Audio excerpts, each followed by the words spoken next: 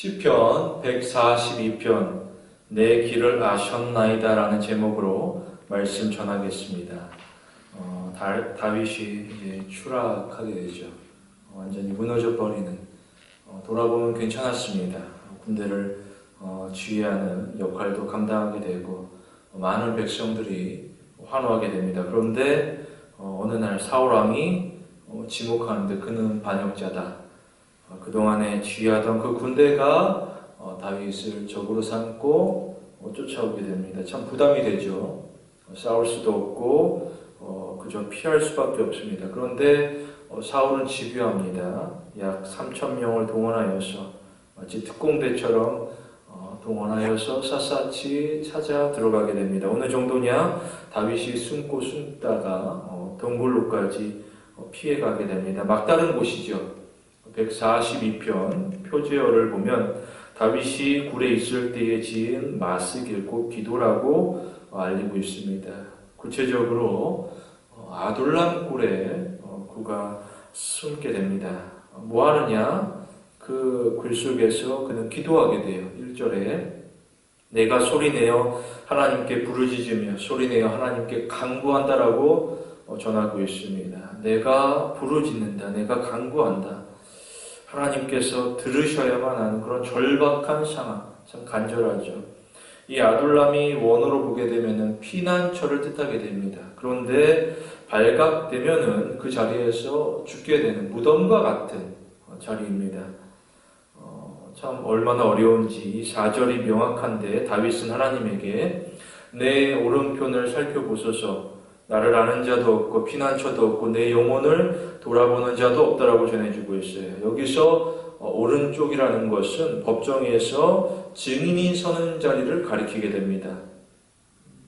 참 원통한, 사울이 누명을 씌워서 죽이고자 하는 그런 상황 속에 놓여지게 되는데 나를 아는 자도 없고 피난처도 없고 다윗을 측인히 돌아보는 자도 없이 그저 포위되어져 가게 됩니다. 다윗은 하나님께 호소하게 돼요. 아버지, 내가 하나님께 부르짖으며 하나님께 간구합니다. 우리도 환난을 만나서 동굴에까지 숨게 되는 그러한 순간 속에서 무엇을 할 것이냐, 내가 무엇을 할 수 있느냐, 우리는 하나님께 부르짖고 간구합니다. 그 순간 속에서도 우리는 하나님을 의지해요. 원망하지 아니하고 신뢰합니다. 때로는 2절과 같이 원통한 경우도 있어요. 왜 나에게 이런 시련이 주어져 있는가? 참 어렵다라고 하면서 한탄할 수도 있는데 그런데 그 자리 가운데 속에서 언제나 하나님께서 함께 하세요. 하나님께서 함께 하시면 막다른 곳이 될 수가 없죠. 동굴이라 할지라도 하나님께서 지키시면 막다른 곳이 아니라 어디보다도 안전한 피난처가 됩니다. 우리는 하나님의 보호하심으로 안전합니다. 본문에서 두 가지로 봅니다. 첫째로 하나님이 우리의 피난처 되십니다. 5절에 보시면 하나님이여 내가 주께 부르짖어 말하기를 주는 나의 피난처시여 생존 세계에서 나의 분깃이라고 전하고 있습니다. 다윗은 하나님을 떠나지 아니하고 여전히 붙들고 있죠. 하나님이 나의 피난처가 되십니다. 참 대단한 고백이죠. 어려운 일 만나게 되면 누군가 탓하고 싶어요. 자기 방어 기제라고도 말할 수 있는데 누군가 원망하게 돼요. 최근 5년간 분노 조절 장애로 치료를 받은 사람이 꾸준히 증가하는데 30% 이상 증가하였다라고 하더라고요. 올해는 훨씬 많은 코로나로 어려움을 겪는 중에 이 우울에서 점차 분노로 번지게 됩니다. 그래서 어느 분은 이야기하기를 무기력을 넘어서 이제는 짜증과 화가 난다라고 이야기하더라고요. 다윗도 점점 지쳐가죠. 그러면서 마음속에서 분노가 퍼져나갈 만도 한데 그런데 하나님께 나오게 돼요. 원래는 반대인 경우가 더 많죠. 하나님으로부터 숨거나 하나님을 떠나가거나 이게 일반적입니다. 그런데 다윗의 믿음이 돋보이게 돼요. 시편 140편부터 142편까지 비탄시라고 표현하게 됩니다. 슬프고 화도 나는 순간 속에서도 다윗은 하나님을 끊임없이 찾아가죠. 6절에 보시면은 나의 부르짖음을 들으소서 나는 심히 비쳐나오니다. 나를 핍박하는 자에게서 건지소서. 저희는 나보다 강하다라고 전해주고 있습니다. 다윗은 현실을 돌아보게 됩니다. 어떠하느냐? 나는 심히 비천해요. 심리적으로 굉장히 위축될 수밖에 없는 상황 가운데 놓여지게 되고, 상대를 바라보니 어떠하느냐? 저희는 나보다 훨씬 강합니다. 내가 여기서 벗어날 수가 없구나. 내가 코너에 몰리게 되고 내가 잡힐 수밖에 없는 상황이구나. 그런데 그는 굴 속에서도 포기치 아니하고 하나님 앞에 구하죠. 왜 그러하느냐? 하나님께서 나와 함께 하심을 알고 있기 때문에. 하나님께서 내 아픔을 아시고 세상이 나로 하여금 등을 돌렸다 할지라도 하나님께서 나를 위로하시기 때문에 그는 지금 구하게 됩니다. 다윗은 세상의 격려보다는 하나님의 구원을 지금 고대하고 있죠. 실제로 주위에서 역으로 다윗을 공격하자, 치자고 주장하는 이야기들이 많이 등장하게 됩니다. 그런데 다윗은 하나님의 음성 듣고자 해요. 그리고 하나님께 맡기죠. 하나님께서 기름 부은 왕이시니 분명히 하나님께서 답하신다. 그래서 신앙의 급수가 다른 것을 우리가 볼 수 있습니다. 우리도 하나님 중심입니다. 하나님께서는 환난 중에서도 우리의 신앙을 눈여겨보세요. 그리고 축복하시죠. 어느 분은 종종 축복해달라고 기도를 부탁하게 됩니다. 그러면 함께 기도하는데, 그런데 중요한 것은 응답하는 분은 하나님이시라는 것입니다. 평소 하나님과 어떠한 관계를 맺고 있느냐, 그게 매우 귀한 것이죠. 다시 말해서 축복받기 합당하면 하나님께서 더하게 축복하세요. 특별히 환난이라는 것은 축복의 크기를 넓히는 기회가 되어지게 됩니다. 사람도 돌아보면 어려울 때 자리를 지키게 되면 기억하게 돼요. 그 마음의 빚, 내가 빚을 졌다라고도 표현하게 되는데, 하나님은 더하죠.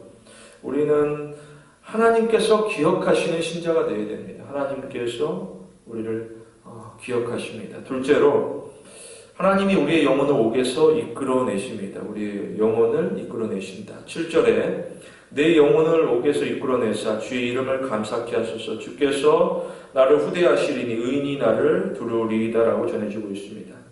다윗은 하나님을 향하여서 내 영혼을 옥에서 이끌어내어달라고 요청하고 있어요.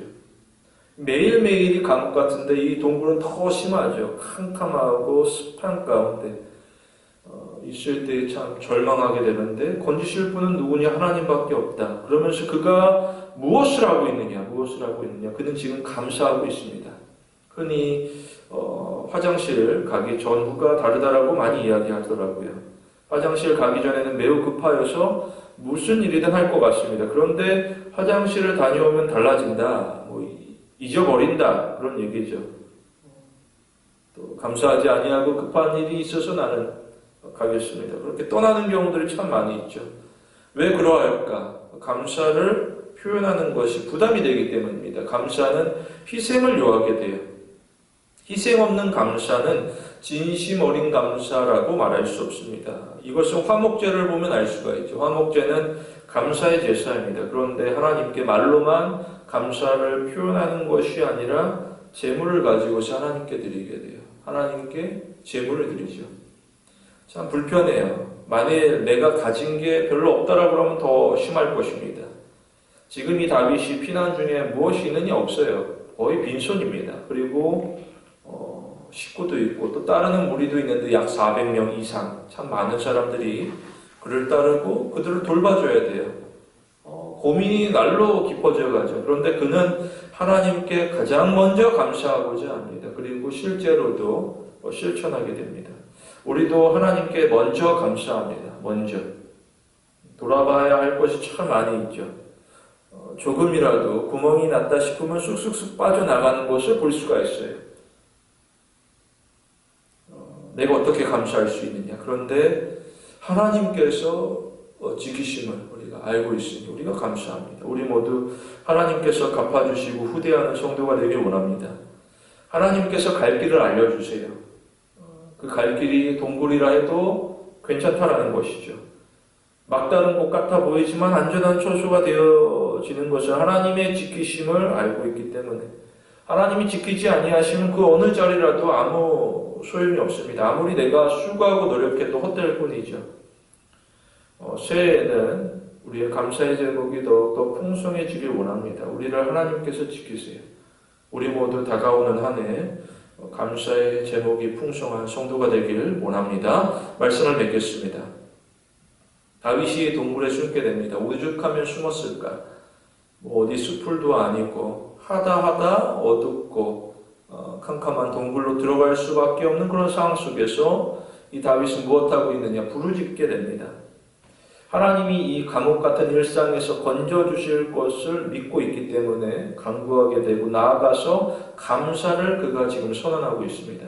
감사는 신앙의 꽃이라고도 말할 수 있습니다. 신앙이 없다라고 하면 감사할 수 없어요. 대신 믿지 않는 사람들과 별반 다르지 않게 원망하게 되죠. 그런데 믿음은 달라요. 특이한 것은 3절에 내 심령이 속에서 상할 때에도 주께서 내 길을 아셨다라고 전해주고 있습니다. 심령이 속에서 상하게 됩니다. 그런데 그는 불안해하지 아니하고 하나님께서 내 길을 아신다. 끝까지 의지하죠. 우리도 하나님께서 우리의 갈 길을 인도하세요. 때로는 심령이 속에서 상해가는데 불편하고 어려운 중에서도 우리는 믿음을 잃지 않습니다. 반드시 하나님께서 일으켜 세워주십니다. 우리의 갈 길을 주님께서 아세요.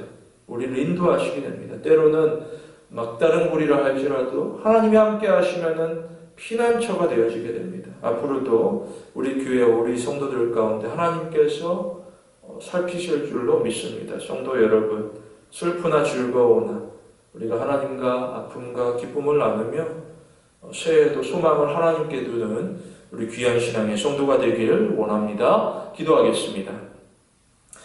하나님 아버지, 모든 것이 연약한 우리와 함께 하시는 그 하나님의 은혜에 감사합니다. 새해에도 날마다 하나님을 의지하는 가운데 하나님의 인도를 따라서 모든 일들이 주님의 뜻 안에서 형통한 나날이 되게 하여 주시옵소서.